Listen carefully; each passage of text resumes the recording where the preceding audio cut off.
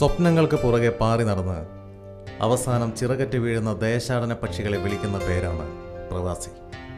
ഇതും ഒരു പ്രവാസിയുടെ കഥയാണ്.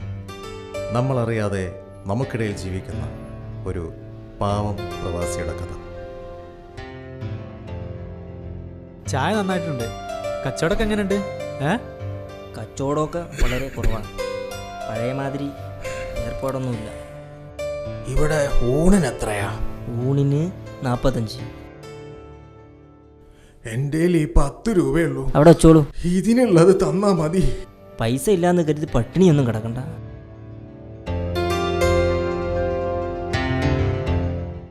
വെറും ചോറായാലും മതി. 3-4 ദിവസമായി ഭക്ഷണം കഴിച്ചിട്ട് വിശപ്പ് സഹിക്കാൻ പറ്റണില്ല. അതുകൊണ്ടാ.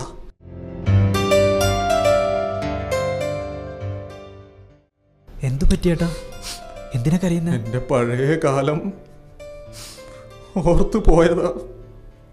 ഏതൊരു അച്ഛനും ആഗ്രഹിക്കുന്നത് പോലെ നല്ലൊരു വീട്, മക്കളുടെ വിദ്യാഭ്യാസം, അവരുടെ വിവാഹം എന്നിവയ്ക്ക് പണം കണ്ടെത്താൻ ഉറ്റവരെയും ഉടയവരെയും നാടും വീടും ഉപേക്ഷിച്ച് ഞാനും ആദ്യമായി ഈന്തപ്പനകളുടെ നാട്ടിലെത്തി. ഒരുപാട് സ്വപ്നങ്ങളുമായാണ് അന്ന് ഞാൻ കടൽ കടന്നത്.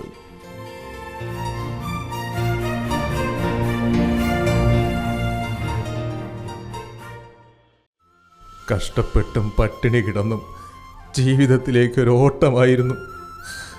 കഠിനാധ്വാനത്തിലൂടെ ഞാൻ നേടിയെടുത്ത എൻ്റെ സ്വപ്നങ്ങൾ, അല്ല ഞങ്ങളുടെ സ്വപ്നങ്ങൾ എല്ലാം എൻ്റെ മക്കൾക്ക് വേണ്ടിയായിരുന്നു.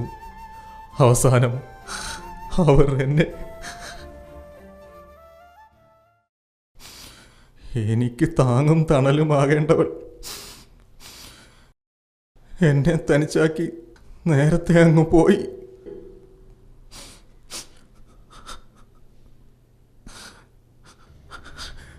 എല്ലാവർക്കും ഞാനിപ്പോൾ ഒരു ഭാരമായി. അവസാനം അവരെന്നെ ഇറക്കി വിട്ടു.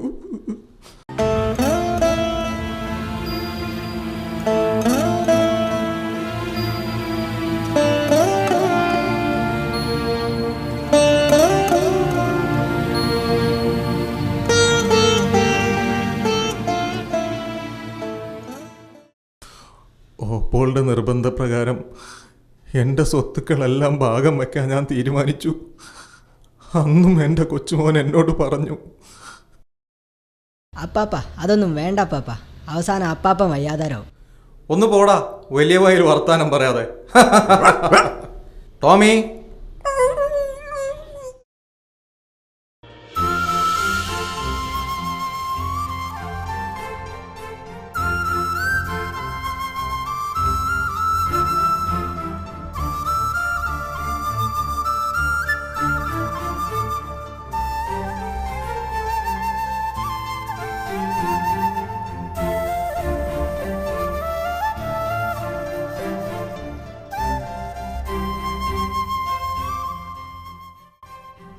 മക്കളും മരുമക്കളും കൊച്ചുമക്കളും വളർന്നു. അവർക്ക് പണത്തിന് ആവശ്യമുണ്ടെന്ന് ഓപ്പോൾ പറഞ്ഞപ്പോഴാണ് ഞാൻ അറിഞ്ഞത്. അവർക്കും ചിറക് വെച്ചു തുടങ്ങി. പാറിപ്പറക്കാൻ അവർക്കിനി പണം വേണം. ഇക്കാലം അത്രയും ഞാൻ സമ്പാദിച്ച എൻ്റെ വിയർപ്പിൻ്റെ മൂല്യം എൻ്റെ മക്കൾക്കല്ലാതെ മറ്റാർക്ക് കൊടുക്കാൻ? എനിക്ക് കൂടുതലൊന്നും ചിന്തിക്കാനില്ലായിരുന്നു, ചോദിക്കാനും. മക്കൾക്ക് കൊടുത്തതിൻ്റെ ബാക്കി ഓപ്പോൾക്കും കൊടുത്തു. അപ്പോഴാണ് മനസ്സിനൊരു സുഖം തോന്നിത്തുടങ്ങിയത്. പക്ഷേ എല്ലാ സൗഭാഗ്യങ്ങളും എൻ്റെ മക്കൾക്ക് ഞാൻ നൽകി. അതിനെൻ്റെ യൗവനമാണ് ഞാൻ നഷ്ടപ്പെടുത്തിയത്. 28 വർഷത്തെ എൻ്റെ പ്രവാസ ജീവിതം പറയാൻ ഞാൻ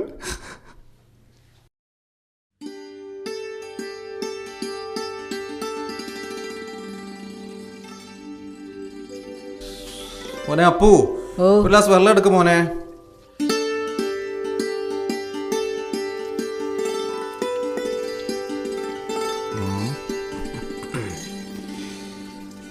ഇരിക്കും മോനെ, ഇരിക്കും. അപ്പു അമ്മയല്ലേ വന്നത്? ആഹാ.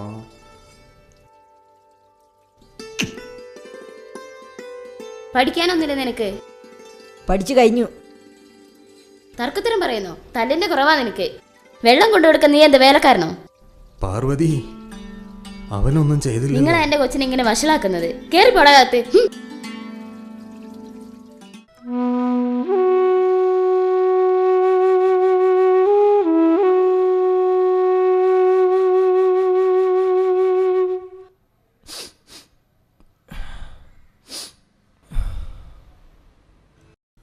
ഒരു വയസ്സനല്ലേ ഞാൻ? ആ പരിഗണനെങ്കിൽ എനിക്ക് തന്നൂടെ? ഉണ്ണാതെയും ഉറങ്ങാതെയും മരുഭൂമിയിൽ ചോര നീരാക്കി ഉണ്ടാക്കിയ കാശിനാണ് ആ വീട് ഞാൻ വെച്ചത്. അവളുടെ ഓർമ്മകൾ ഉറങ്ങുന്നതാണ് ആ മണ്ണ്. മരിക്കാൻ എനിക്ക് ഭയമില്ല. അല്ലെങ്കിൽ എനിക്ക് ആർക്ക് വേണ്ടിയിട്ടാ ജീവിക്കണം? വയ്യ കുട്ടിയെ ഈ വയസ്സന്.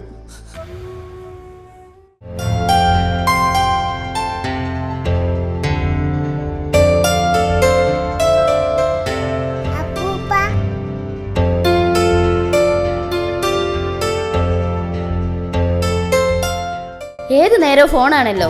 ഇവിടെ എന്ത് നടന്നാലും നിങ്ങൾക്കൊന്നും അറിയണ്ടല്ലോ. നീ എന്തോ നാടി, നീ നിന്റെ പണി നോക്ക്.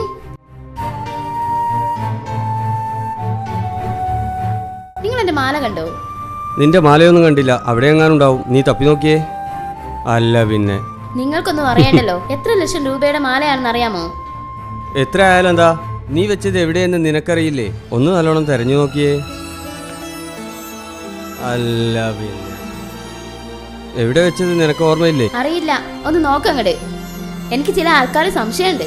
ആഹാ, പറഞ്ഞ പോലെ നീ മാല എവിടെ പോയി?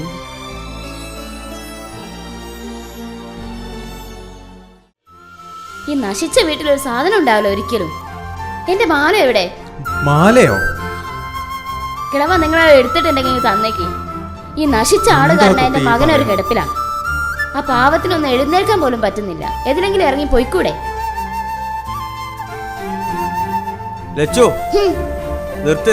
നീ ഇതെന്തൊക്കെയാ പറയണേ? ഞാൻ ആരുടെയും മാല എടുത്തിട്ടില്ല. എനിക്കതിന്റെ ആവശ്യമല്ല. അച്ഛാ, അതെടുത്തിട്ടുണ്ടെങ്കിലേ അങ്ങ് തിരിച്ചു കൊടുത്തേക്ക്. ഒരു സമാധാനവും ഇല്ല. എങ്ങോട്ടെങ്കിലും പോയി ചത്താ മതി. ഏട്ടാ, അത് എടുത്തിട്ടുണ്ടെ കൊടുത്തേരേട്ടാ. ഇയാൾ കാരണം എനിക്ക് കോളേജിൽ പോകാൻ പറ്റാത്ത അവസ്ഥയായി. പോയി ചത്തൂടെ? ഒന്നങ്ങ് തന്നാലുണ്ടല്ലോ.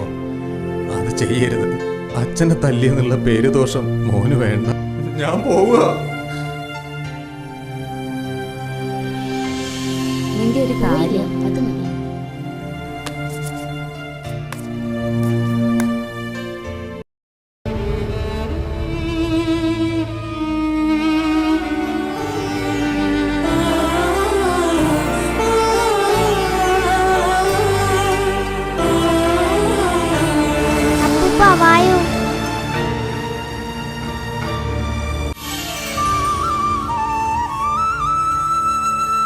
അപ്പൂപ്പ എങ്ങോട്ടാ പോകുന്നേ? പോണ്ട അപ്പൂപ്പ.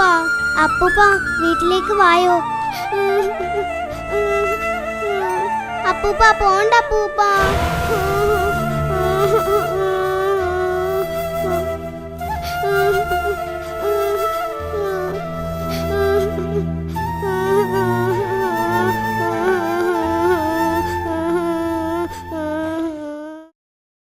എന്ത് കാഴ്ച കാണാൻ നിൽക്കുക? കയറി പോകത്ത്. വെറുതെ കഴിച്ച ശീലല്ല, അതുകൊണ്ടാ. കാണാം.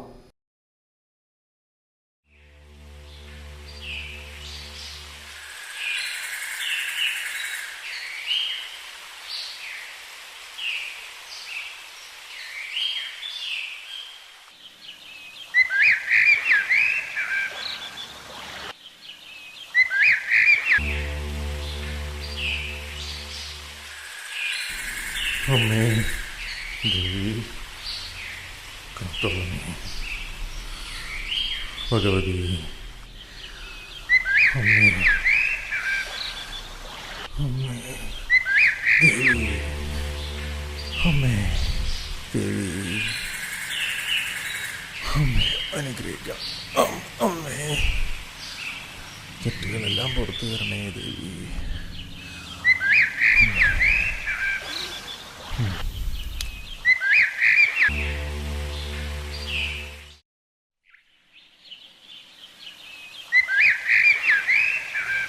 ഈശ്വര, സമയം കുറേ ആയല്ലോ. വണ്ടി പോയി കാണോ?